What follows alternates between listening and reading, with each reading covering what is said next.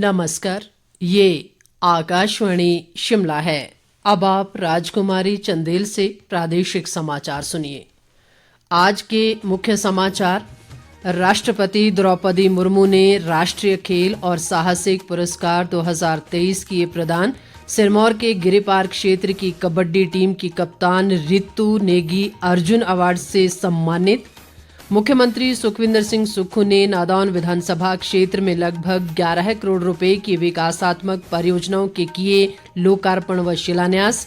नेता प्रतिपक्ष जयराम ठाकुर ने सरकार से रुकी हुई भर्तियों के परिणाम जल्द जारी करने की मांग की। और राज्य में 2 अलग अलग सड़क दुर्घटनाओं में 6 लोगों की मृत्यु, 17 अन्य घायल। अब समाचार विस्तार से। राष्ट्रपति द्रौपदी मुर्मू ने आज नई दिल्ली स्थित राष्ट्रपति भवन में एक कार्यक्रम में राष्ट्रीय खेल और साहसिक पुरस्कार 2023 प्रदान किए। क्रिकेट खिलाड़ी मोहम्मद शमी, शतरंज खिलाड़ी आर वैशाली, तीरंदाज ओजस प्रवीण देवताले और अदिति गोपीचंद स्वामी, गोल्फर दीक्षा डागर, कबड्डी खिलाड़ी पवन कुमार और हिमाचल प्रदेश के सिरमौर जिला के गिरिपार क्षेत्र की रहने वाली भारतीय महिला कबड्डी टीम की कप्तान रितु नेगी को अर्जुन पुरस्कार से नवाजा गया है। इस अवसर पर साहसिक पुरस्कार 2023 भी प्रदान किए गए। केंद्रीय युवा कार्यक्रम व खेल मामले मंत्री अनुराग सिंह ठाकुर और अन्य गणमान्य व्यक्ति पुरस्कार समारोह में उपस्थित रहे। मुख्यमंत्री सुखविंदर सिंह सुक्खू ने आज हमीरपुर जिला के नादौन विधानसभा क्षेत्र में लगभग 11 करोड़ रुपए की 3 विकासात्मक परियोजनाओं के शिलान्यास व लोकार्पण किए। बाद में धनेटा में एक जनसभा को संबोधित करते हुए मुख्यमंत्री ने कहा कि राज्य सरकार ने धनेटा कॉलेज के लिए 25 करोड़ रुपए का प्रावधान किया है, जिससे क्षेत्र के युवाओं को लाभ मिलेगा।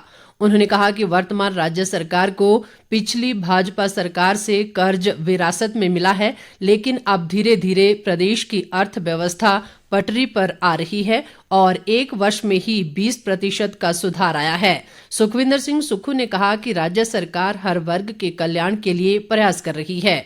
उन्होंने कहा कि पिछली भाजपा सरकार के शिक्षा के क्षेत्र में उदासीन रवैये के कारण हिमाचल गुणात्मक शिक्षा के मामले में 18वें स्थान पर पहुंच गया है। उन्होंने कहा कि हमीरपुर कर्मचारी चयन आयोग में पिछली सरकार के कार्यकाल में युवाओं के भविष्य के साथ खिलवाड़ हुआ और पेपर बेचे गए। मुख्यमंत्री ने कहा कि भ्रष्टाचार पर प्रहार करते हुए वर्तमान राज्य सरकार ने कर्मचारी चयन आयोग को भंग कर इसके स्थान पर राज्य चयन आयोग गठित किया है, जिसमें भर्ती की प्रक्रिया पारदर्शी तरीके से होगी। मुख्यमंत्री ने कहा कि प्रदेश सरकार विभिन्न सरकारी विभागों में 20,000 भर्तियां करने जा रही है और JOAIT परीक्षा का परिणाम जल्द ही घोषित किया जाएगा। इस बीच मुख्यमंत्री ने आज नादौन विधानसभा क्षेत्र में सरकार गांव के द्वार कार्यक्रम के तहत मनसाई व संदोह में जन समस्याएं सुनी और अधिकारियों को समस्याओं का शीघ्र निपटारा करने के निर्देश दिए। राज्य सरकार द्वारा 2 नए मंत्रियों को विभागों का आवंटन कर दिया गया है। कैबिनेट मंत्री राजेश धर्माणी को तकनीकी शिक्षा, व्यावसायिक और औद्योगिक प्रशिक्षण विभाग, जबकि मंत्री यादविंद्र गोमा को आयुष और युवा सेवाएं व खेल विभाग का जिम्मा दिया गया है। इस संबंध में राज्य सरकार ने अधिसूचना जारी कर दी है।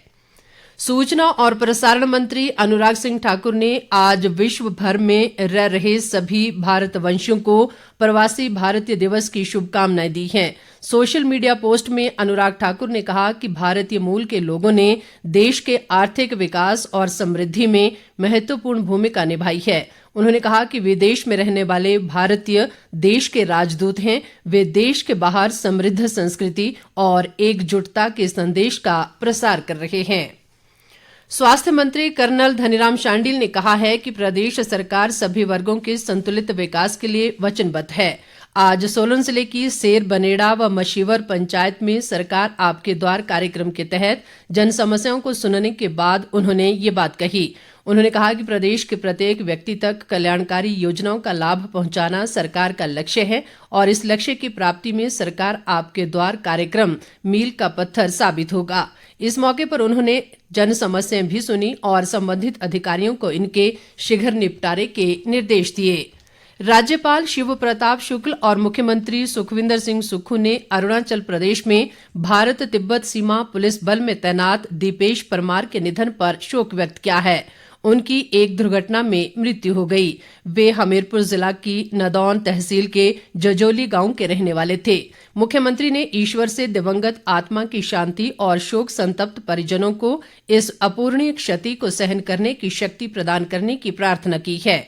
उन्होंने जिला प्रशासन को प्रभावित परिवार को हर संभव सहायता प्रदान करने के निर्देश भी दिए। पूर्व मुख्यमंत्री व विपक्ष के नेता जयराम ठाकुर ने कहा है कि प्रदेश सरकार को बने 1 साल से ज्यादा का समय हो गया है, लेकिन सरकार द्वारा भर्ती परिणाम अभी तक जारी नहीं किए हैं। शिमला से जारी एक बयान में उन्होंने कहा कि युवाओं को रोजगार देने के नाम पर सिर्फ उन्हें कोरा आश्वासन दिया जा रहा है। उन्होंने कहा कि मुख्यमंत्री ने विधानसभा में भी जल्द से जल्द रिजल्ट जारी करने का दावा किया था, लेकिन नतीजा शून्य रहा।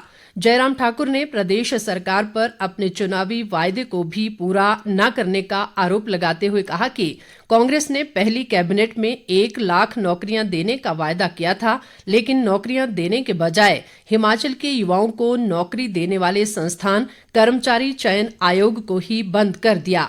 उन्होंने प्रदेश सरकार से जल्द रुकी हुई भर्तियों के परिणाम जारी करने की मांग की है। इस बीच आकाशवाणी से एक विशेष परिचर्चा में जयराम ठाकुर ने कहा कि मोदी सरकार ने अपने करीब 9.5 वर्ष के कार्यकाल के दौरान देश में अभूतपूर्व विकास किया है और हिमाचल को भी दिल खोलकर मदद दी है। जयराम ठाकुर से ये विस्तृत परिचर्चा आज शाम 8 बजे आकाशवाणी शिमला से प्रसारित की जाएगी। विधानसभा अध्यक्ष कुलदीप सिंह पठानिया ने आज चंबा जिले के राजकीय वरिष्ठ माध्यमिक विद्यालय समोट के वार्षिक समारोह में शिरकत की। इस अवसर पर उन्होंने कहा कि इस तरह के आयोजनों से छात्रों में प्रतिस्पर्धा की भावना के साथ बेहतर प्रदर्शन करने के लिए प्रोत्साहन मिलता है।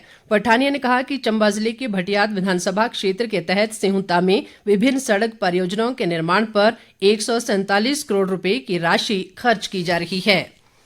प्रदेश में आज 2 अलग अलग सड़क दुर्घटनाओं में 6 लोगों की मृत्यु हो गई। पहली घटना शिमला जिले के जुब्बल के समीप चीग कैची में एक निजी वाहन के खाई में गिरने से 4 लोगों की मौके पर ही मृत्यु हो गई। जिला प्रशासन द्वारा मृतकों के परिजनों को फौरी तौर पर राहत राशि जारी कर दी गई है। शिक्षा मंत्री रोहित ठाकुर ने घटना पर गहरा दुख व्यक्त किया है और मृतकों के परिजनों के प्रति अपनी संवेदनाएं जताई हैं। वहीं दूसरी ओर सिरमौर जिले के शिलाई उपमंडल के बशवा गांव के समीप आज सुबह एक निजी वाहन के गहरी खाई में गिरने से 2 लोगों की मृत्यु हो गई, जबकि 17 अन्य घायल हुए हैं। नेता प्रतिपक्ष जयराम ठाकुर ने इन दोनों सड़क हादसों पर दुख जताया है और घायलों के शीघ्र स्वास्थ्य लाभ की कामना की है। प्रदेश कांग्रेस अध्यक्ष व सांसद प्रतिभा सिंह ने कहा है कि आगामी लोकसभा चुनावों के लिए कांग्रेस पूरी तरह तैयार है। शिमला में आज पत्रकारों से अनौपचारिक बातचीत में उन्होंने कहा कि लोकसभा चुनावों की तैयारियों को लेकर 16 जनवरी को शिमला में सभी जिला व ब्लॉक कांग्रेस अध्यक्षों व अग्रणी संगठनों के प्रदेश प्रमुखों की एक विशेष बैठक होगी। बैठक में मुख्यमंत्री सुखविंदर सिंह सुक्खू सहित प्रदेश सरकार के सभी मंत्री व कांग्रेस विधायक शामिल होंगे। प्रतिभा सिंह ने अयोध्या में राम मंदिर प्रतिष्ठा में जाने के लिए एक प्रश्न के उत्तर में कहा कि भगवान श्री राम सनातन धर्म में आस्था रखने वाले सभी के हैं और इस पर कोई भी राजनीति नहीं की जानी चाहिए। उन्होंने कहा कि उनके परिवार को अयोध्या में प्राण प्रतिष्ठा का आमंत्रण मिला है, जिसे वे अपना सौभाग्य मानती हैं।